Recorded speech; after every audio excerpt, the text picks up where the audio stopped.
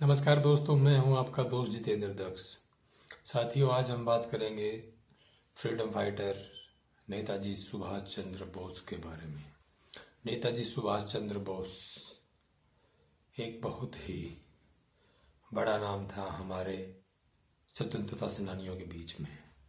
साथियों, देश को आज़ाद कराने में मंगल पांडे से लेकर महात्मा गांधी तक, शहीद रामचंद्र विद्यार्थी से लेकर शहीद भगत सिंह तक, लाला लाजपत राय, चंद्रशेखर आजाद, अशफाक उल्लाह जैसे अनेक फ्रीडम फाइटर थे जिन्होंने गुलामी की बेड़ियों पर एक एक करके हथौड़े बरसाए। उन्हीं में एक हथौड़ा बरसाया नेताजी सुभाष चंद्र बोस ने।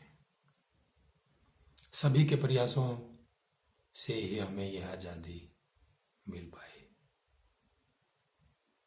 नेताजी सुभाष चंद्र बोस का जन्म 23 जनवरी 1897 कटक उड़ीसा में हुआ था। उनकी शिक्षा कटक में हुई। कॉलेज में पढ़ने के लिए प्रेसिडेंसी कॉलेज कोलकाता चले गए।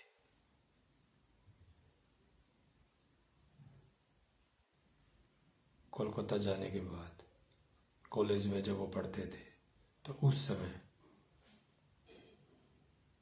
कुछ अंग्रेज प्रोफेसर भारतीयों पर बहुत अत्याचार करते थे, उनकी पिटाई करते थे।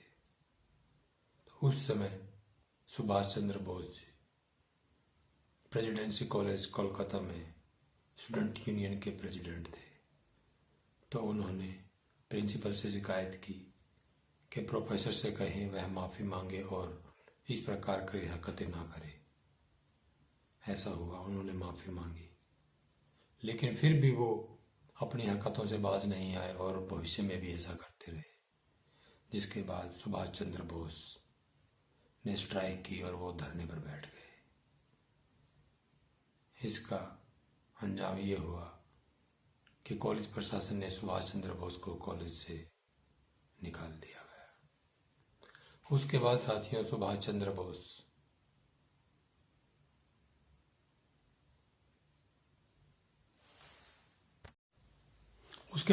जब सुभाष चंद्र बोस वहां पहुंचे कलकत्ता, तो उन्होंने देखा कि कलकत्ता के अंदर बीमारियां फैली हुई थी। चेचक, हैजा, मलेरिया आदि कई तरह की बीमारियां फैली हुई थी, जिससे लाखों की संख्या में बच्चे, महिलाएं और पुरुष मर रहे थे। वह उनकी सेवा में लग गए। जिनका कोई क्रियाक्रम करने वाला नहीं होता था, उनका भी वो क्रियाक्रम करते और शाम को अपने घर चले जाते। फिर उनके पिताजी जानकी दास बोस उनके पास आए और उनको समझाया कि बेटा, जो होना था सो हो गया। अब तुम ऐसा करो, तुम्हें आईसीएस की परीक्षा पास करनी चाहिए और तुम्हें इस पर ध्यान देना चाहिए। सुभाष चंद्र बोस ने अपना मन बनाया और उस समय आईसीएस की परीक्षा की तैयारी लंदन में होती थी और सुभाष चंद्र बोस को कोलकाता से लंदन भेज दिया गया। साथियों, आईसीएस की परीक्षा वास्तव में बहुत मुश्किल थी और इसको हिंदुस्तानी बहुत कम करते थे। लेकिन सुभाष चंद्र बोस ने जिस परीक्षा की तैयारी में 4 साल लग जाते थे, उस परीक्षा को सुभाष चंद्र बोस जी ने मात्र 7 महीने के अंदर पास करके उसमें 4th रैंक प्राप्त की। यह अपने आप में बहुत ही बड़ी बात थी कि उन्होंने अंग्रेजों को भी पीछे छोड़ डाला था। नौकरी करते करते साथियों, उनके मन में एक विचार आया कि अंग्रेज हमारे देश को लूट रहे हैं और मैं यहां मजे कूट रहा हूं। उनको ये बात सहन नहीं हुई और साथियों, 1921 के अंदर सुभाष चंद्र बोस ने आईसीएस की परीक्षा से रिजाइन कर दिया और भारत वापस लौटने का मन बनाया। यह खबर साथियों इंग्लैंड समेत हिंदुस्तान के सभी अखबारों में छपी। लोग उत्सुक थे कि यह कौन व्यक्ति है जो मखमल का बिस्तर छोड़कर कांटों की सेज पर लेटने को तैयार है। लोग उनको देखने को बहुत ही ज्यादा उत्सुक थे। जब वह पानी के रास्ते भारत लौटे तो जगह जगह पर जहां भी लोग मिले, लोगों ने उनका स्वागत किया, उनका अभिनंदन किया। यह देखकर सुभाष चंद्र बोस का मन छलका और उन्होंने सोचा, अगर केवल नौकरी छोड़ने मात्र से ही इन लोगों को मेरे ऊपर इतना विश्वास है, अगर मैं अपने देश के लिए कुछ करना चाहूं तो ये लोग मेरी बात अवश्य सुनेंगे। उसके बाद साथियों, भारत लौटने के बाद 1928 में कांग्रेस बहुत मजबूत स्थिति में पहुंच चुकी थी और सुभाष चंद्र बोस ने भी अपना मन बना लिया था कि मुझे कुछ न कुछ करना है। उसी समय साथियों सुभाष चंद्र बोस की मुलाकात महात्मा गांधी, जवाहरलाल नेहरू, सरदार पटेल से हुई। सुभाष चंद्र बोस महात्मा गांधी की बहुत रिस्पेक्ट करते थे, लेकिन उन दोनों के विचार बिल्कुल अलग थे। सुभाष चंद्र बोस गरम दल से माने जाते थे और महात्मा गांधी जी नरम दल से माने जाते थे। उसी समय एक अंग्रेज अधिकारी ने महात्मा गांधी को प्रपोजल दिया डोमिनियन स्टेट का, कि हम भारत को एक डोमिनियन स्टेट घोषित कर देते हैं जिसमें राज तो हमारे हाथ में रहेगा, लेकिन जो उसकी प्रक्रिया है, जो चुनाव है, जो मंत्री होंगे, प्रधानमंत्री होंगे, जो भी होगा वो आप लोग उसका डिसीजन ले सकते हो। यह बात श्री महात्मा गांधी जी ने कलकत्ता अधिवेशन में जनता के सामने रखी, कांग्रेस अधिवेशन में, लेकिन सुभाष चंद्र बोस ने इसके लिए मना कर दिया कि हमें डोमिनियन स्टेट नहीं, हमें चाहिए कंप्लीट फ्रीडम, यानी पूर्ण स्वराज। उससे नीचे हमें कुछ भी मंजूर नहीं होगा, क्योंकि उनको पता था कि इनका जुल्म कम नहीं होगा। हम अपने लोगों को प्रधानमंत्री, मुख्यमंत्री या मंत्री बना तो देंगे, लेकिन अंतिम निर्णय ब्रिटेन वालों को ही लेना है। जिसके लिए सुभाष चंद्र बोस ने अपनी असहमति दर्शाई और साथियों यह डोमिनियन स्वीकार नहीं हुआ।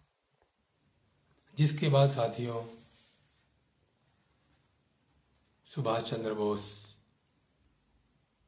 ने फैसला किया कि वह कांग्रेस का जो चुनाव होने वाला था 1839 में, जिसमें कांग्रेस का प्रेसिडेंट चुना जाना था, उसके लिए सुभाष चंद्र बोस ने चुनाव लड़ने की इच्छा जाहिर की। लेकिन महात्मा गांधी जी नहीं चाहते थे कि सुभाष चंद्र बोस कांग्रेस के राष्ट्रीय अध्यक्ष बने। महात्मा गांधी जी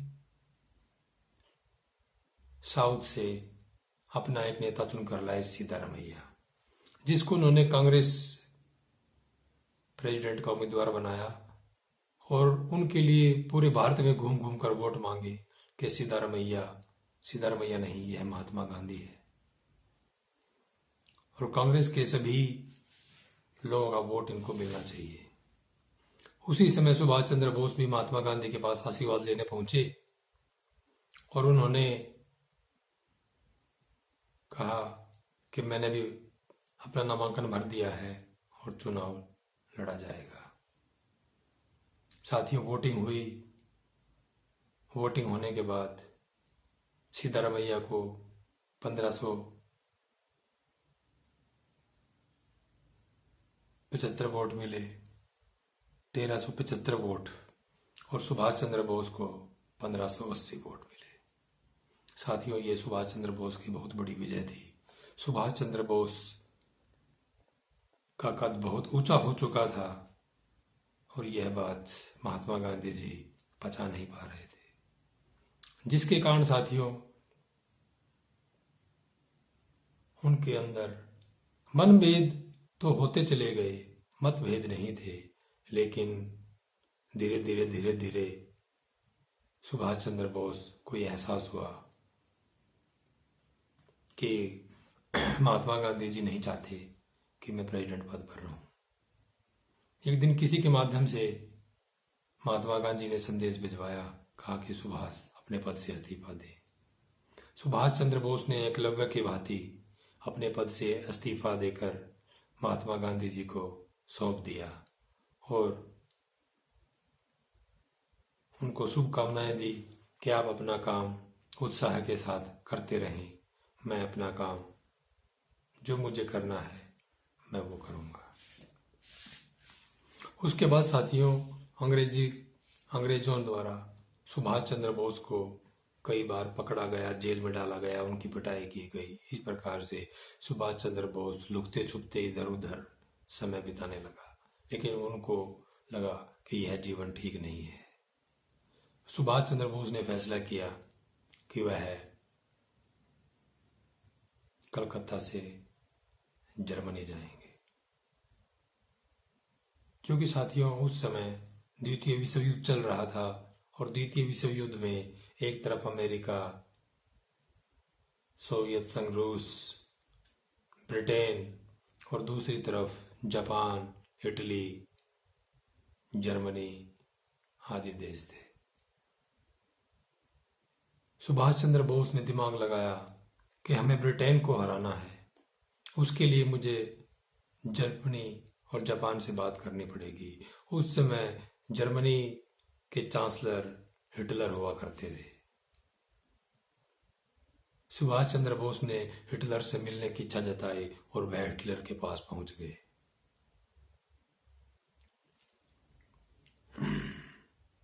जब हिटलर के पास पहुंचे तो हिटलर तब सुभाष चंद्र बोस से मिलने आए तो सुभाष चंद्र बोस ने उनको अपना परिचय दिया, मैं सुभाष चंद्र बोस भारत से आया हूं। तो हिटलर ने उनसे हाथ मिलाया। सुभाष चंद्र बोस ने उनसे हाथ मिलाने से मना कर दिया कि तुम हिटलर नहीं हो, जाओ और हिटलर को भेजो। साथियों वह आदमी वापस चला जाता है। फिर दूसरा आदमी आता है उसी वेश में, उसी शक्ल में। वह सुभाष चंद्र बोस से हाथ मिलाने के लिए आगे बढ़ाता है। सुभाष चंद्र बोस फिर मना कर देता है कि आप हिटलर नहीं हो, वापिस जाओ और हिटलर को भेजो। साथियों इसी प्रकार से 6-7 बार इसी प्रकार से हिटलर की भेष में दूसरे लोग आते रहे और वो जाकर हिटलर को बताते रहे कि इस प्रकार से वह मिलता है और फिर वह वापिस ही बोल देता है। उसके बाद साथियों असली हिटलर आते हैं और सुभाष चंद्र बोस उन्हें नमस्ते करता है और वो खड़े रहते हैं। सुभाष चंद्र बोस पहचान जाते हैं कि हाँ यही असली हिटलर है। हिटलर पूछते हैं कि आपने मुझे कैसे पहचान लिया कि मैं ही असली हिटलर हूं। तो सुभाष चंद्र बोस ने जवाब दिया कि जितने भी लोग आए उनके अंदर वो रोब नहीं था कि वो हिटलर किसी प्रकार से लगे, आपके एटीट्यूड से लगा कि आप ही हिटलर हैं। हिटलर को एहसास हुआ कि यह आदमी बहुत ही बुद्धिमान है। उन्होंने पूछा कि आप यहाँ किस लिए आए हैं। सुभाष चंद्र बोस ने बताया कि मैं यहाँ आपके द्वारा ब्रिटेन की सेना को हराकर हमारे कुछ लोगों को गिरफ्तार किया गया है। मैं आपसे निवेदन करता हूं कि आप उन लोगों को छोड़ दें और हम लड़ाई लड़ेंगे मिलकर ब्रिटेन, अमेरिका और सोवियत रूस के साथ। इस बात को हिटलर ने स्वीकार कर लिया और ब्रिटेन सेना के 5000 भारतीय बंदियों को छोड़ दिया। और साथियों जो छोड़े गए लोग थे उनकी सेना को नाम दिया गया आजाद हिंद फौज। उसके बाद साथियों हिटलर ने सुभाष चंद्र बोस को जापान भेज दिया। जापान के प्रधानमंत्री से भी सुभाष चंद्र बोस की अच्छी मुलाकात हुई और उन्होंने बताया कि हम एशिया के रहने वाले हैं और एशिया के अंदर गोरे लोगों का क्या काम। एशिया में हुकूमत हो तो एशियाई देशों की हो, गोरों की नहीं। इस बात को सुनकर जापान के प्रधानमंत्री बहुत खुश हुए और उन्हें लगा कि ये वाकई बहुत बुद्धिमान व्यक्ति है, मुझे इसकी बात माननी चाहिए। साथियों, उस समय जापान ने ब्रिटेन सेना के लगभग 40 से 45 हजार सैनिक बंदी बनाए हुए थे। उनमें से सभी भारतीय सैनिक जिनको सुभाष चंद्र बोस ने समझाया और वो लोग भी आजाद हिंद फौज में शामिल हो गए। इस प्रकार से जापान में आजाद हिंद फौज की स्थापना सुभाष चंद्र द्वारा कर ली गई। उसके बाद साथियों, सिंगापुर और जापान की लड़ाई चल रही थी। सिंगापुर में भी ब्रिटेन और अमेरिकी सेनाएं उनके साथ लड़ाई लड़ रही थी, जहां पर बहुत सारे भारतीय सैनिक ब्रिटेन सेना में शामिल थे, वो सिंगापुर की तरफ से लड़ रहे थे। सुभाष चंद्र बोस ने जापान के प्रधानमंत्री को समझाया कि आप जब वहां हमला करो तो वहां एक चिट्ठी बनाओ और उस चिट्ठी में डालो कि आप भारतीय सैनिक हो और भारतीय सैनिक अंग्रेजों के लिए ना लड़कर अपने देश के लिए लड़े, आजाद हिंद फौज के लिए लड़े। इस प्रकार के पर्चे जब वहां से गोला बारूद बरसा जा रहा था तो उसके साथ साथ वो पर्चे भी डाले जा रहे थे, जिसके कारण भारतीय सैनिकों में विद्रोह हुआ और उन्होंने उनकी तरफ से लड़ना बंद कर दिया। इस प्रकार से जापान ने सिंगापुर पर विजय प्राप्त की और जापान प्रधानमंत्री सुभाष चंद्र बोस की इस बात से बहुत ही खुश हुआ और उसने अपनी संसद में ये बात कही कि वह भारत की आजादी के लिए आजाद हिंद फौज की पूरी मदद करेगा। इस प्रकार से साथियों, नेताजी सुभाष चंद्र बोस अपनी सेना लेकर बर्मा के रास्ते मणिपुर पहुंच गए और मणिपुर पहुंचकर साथियों उन्होंने चरखे वाला तिरंगा मणिपुर में फहरा दिया। वह अपने आप में एक बहुत बड़ी बात थी। 50,000 सैनिकों को लेकर सुभाष चंद्र बोस मणिपुर के रास्ते भारत में दाखिल हो चुके थे। साथियों, उस समय 1945 नजदीक आ चुका था और सुभाष चंद्र बोस किसी अन्य अंतर्राष्ट्रीय मामले को लेकर वियतनाम से जापान की तरफ जा रहे थे, जहां पर रास्ते में उनका जो प्लेन था वो क्रैश हो गया और वो शहीद हो गए। लेकिन साथियों, उनके शहीद होने के बावजूद भी उन्होंने लोगों के दिमाग में आजादी की बातों को इस प्रकार से भर दिया था, उनका सतर इतना ऊंचा हो गया था कि लोग और भारतीय सैनिक सुभाष चंद्र बोस को बहुत कुछ मानते थे। उसी समय भारतीय सेना ने भी विद्रोह किया और धीरे धीरे वह विद्रोह बढ़ता चला गया। थल सेना, वायु सेना और नौसेना में जितने भी भारतीय सैनिक थे उन सब ने विद्रोह शुरू कर दिया, जिसका अंग्रेजों के ऊपर बहुत ही गहरा असर पड़ा। वो चिंता में पड़ गए कि हमें इनकी सेना का बोझ भी उठाना पड़ता है और इन्होंने विद्रोह भी कर दिया, अब इनको संभालना बड़ा कठिन है। साथियों, वह दौर पहुंच चुका था कि जब अंग्रेजों को यह विचार करना पड़ा कि हमें अब भारत को छोड़कर जाना ही होगा। साथियों, सुभाष चंद्र बोस ने ऐसे हालात पैदा कर दिए थे कि ब्रिटेन